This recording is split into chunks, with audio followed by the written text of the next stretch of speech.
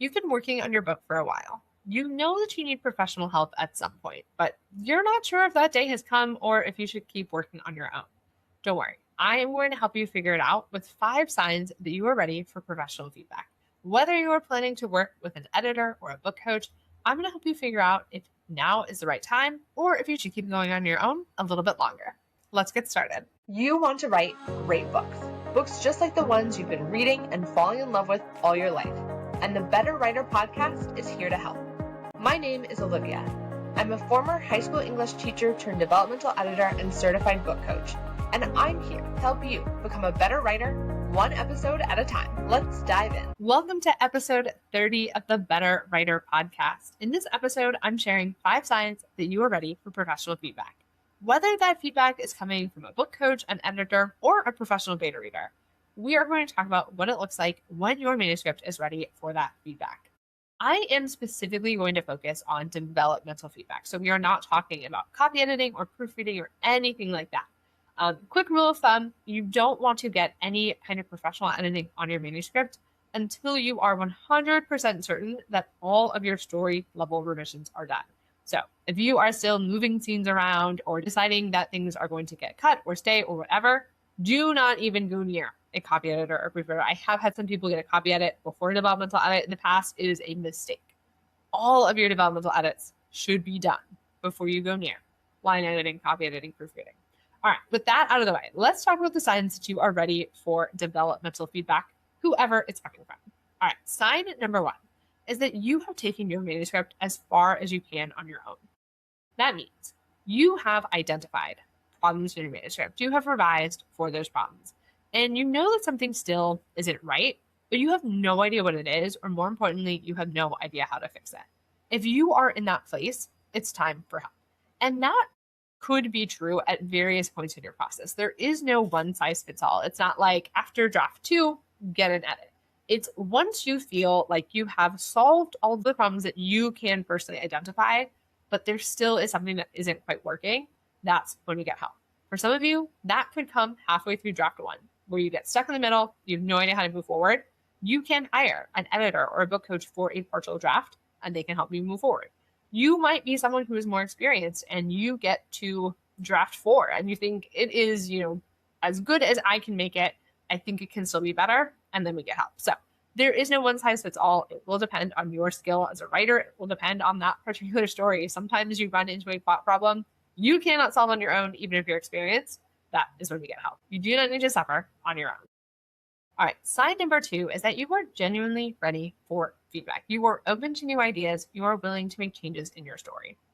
And for some people, that day will never come, in which case, don't waste your money on an editor. Because if you are thinking that an editor is going to give you the green light rubber stamp and say, this is perfect, that's probably not going to happen. And, if I were to run into a situation where I got a sample edit request from someone and their manuscript truly was perfect, I had no notes for them, I would tell them to move on to the next step in the editing process. I would not, take their money for developmental edit if I didn't think that I was genuinely going to make the manuscript better.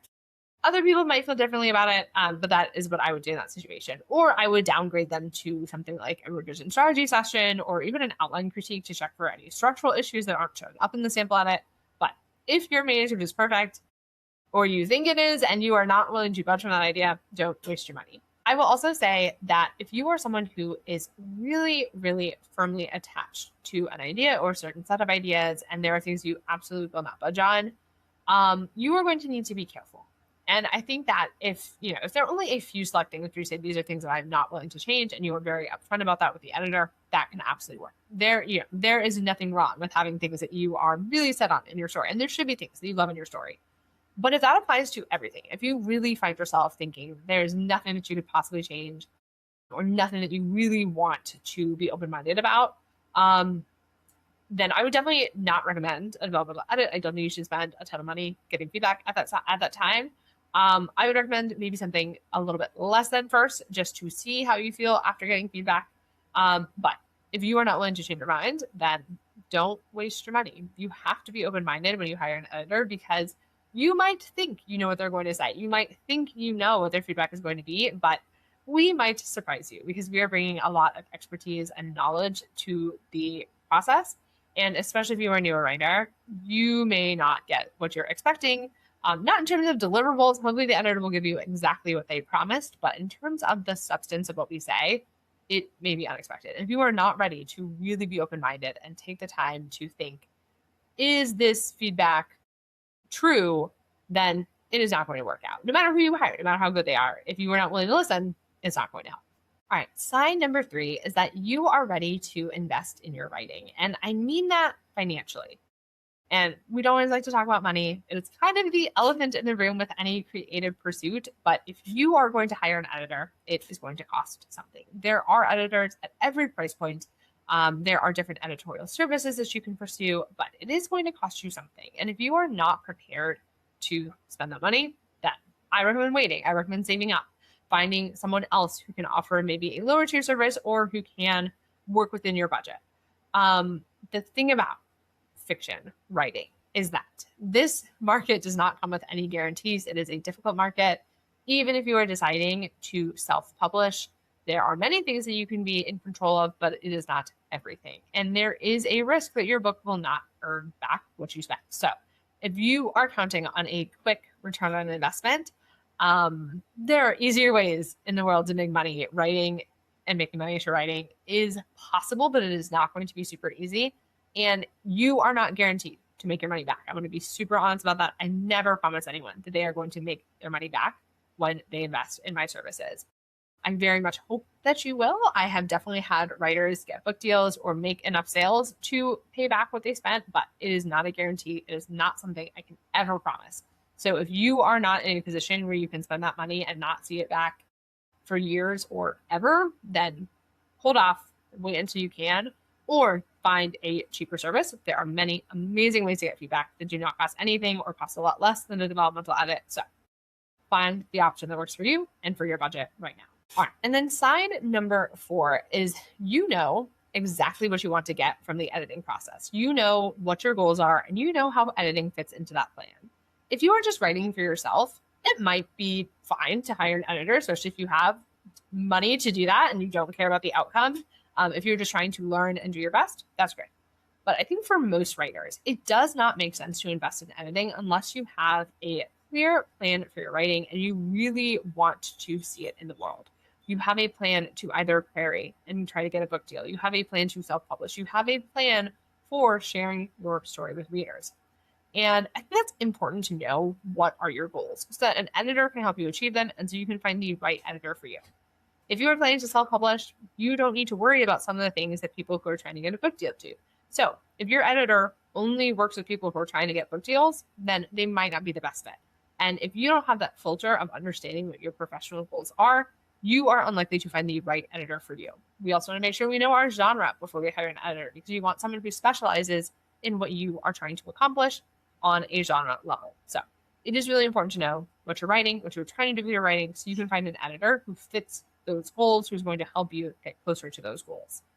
All right, and that brings me to number 5. The 5th sign that you are ready to hire a professional editor is that you are ready to share your story with the world. And I mean that on an emotional level. Obviously, when you are hiring an editor, you are still several steps away from actually sharing your story with readers. You are not putting it up on, the Kindle Marketplace the day that you hire an editor.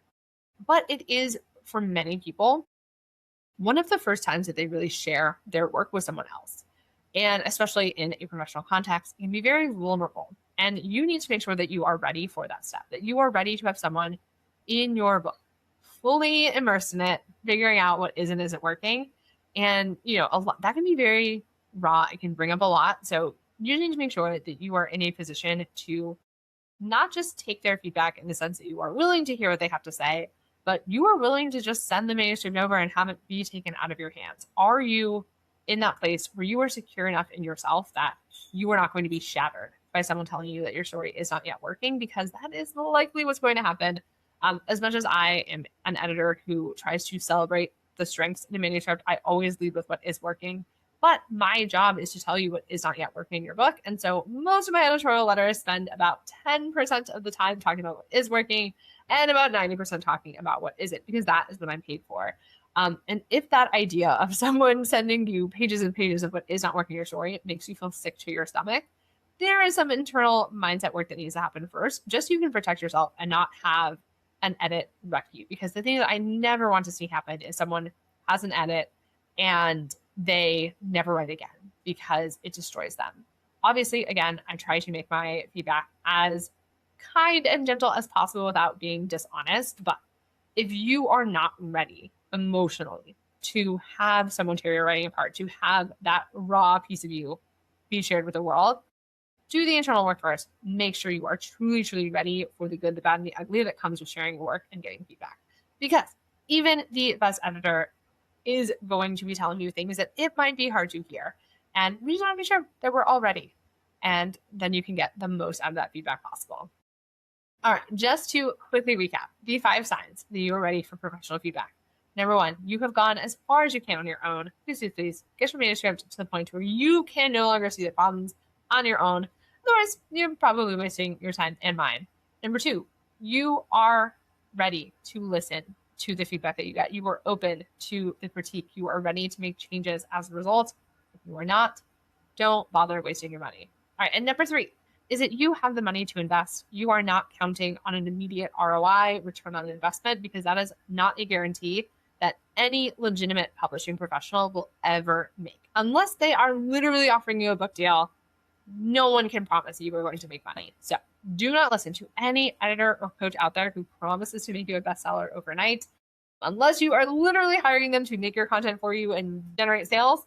And even in that case, if they're guaranteeing to make you a bestseller, it is a scam and you should run the other way. An honest editor will set the right expectations with you, and none of us can guarantee that you are going to be a success or make all of your money back in any sort of time frame. That's just the truth. All right, and then number 4, you know what you want to get from the editing process. You have professional goals as a writer, and you know that this is part of your process to either get an agent or self-publish. Ideally, you know which of those 2 pathways you are pursuing before editing begins, so that we can help you and help you kind of adjust accordingly. But at a baseline, you should have some idea of how you want to share your book with the world and actually be intending to, because I think you don't necessarily need to invest in the high cost of editing if you are not planning to publish. All right, and then finally, sign number 5, you are ready to share your story with someone else. You are ready to have that person potentially rip your story apart, that we will do it in the most loving and gentle way possible. And if you are not yet in that place where you feel secure and you feel like you and your creativity and your spirit can survive getting that feedback, hold off a little bit. Do some of that internal work first. Come back. We will be here ready and waiting when you are ready. All right, those are your 5 signs that you are ready for a professional edit. If you are interested in working with me as either your book coach or your editor, please reach out. You can find me at oliviahelpswriters.com, or I'm at Olivia Helps Writers on basically any social media. I'm most active on Instagram, but you'll find me elsewhere as well. All right, have a wonderful, wonderful day. Thank you so much for listening to another episode of the Better Writer Podcast. If this episode resonated with you, please share with a friend, post about it. I love getting tagged in your post about the show. It genuinely means the world to me. All right, thank you again for listening. Have a wonderful day. Keep writing, keep getting better, one word at a time. See ya.